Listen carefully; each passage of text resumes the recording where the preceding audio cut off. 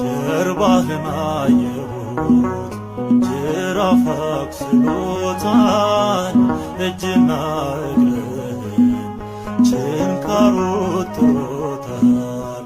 ከጎነ ይፈሳል ደምና ውሃው፣ ልቤን አስለቀሰው ፍቅርህ ኃያል ነው።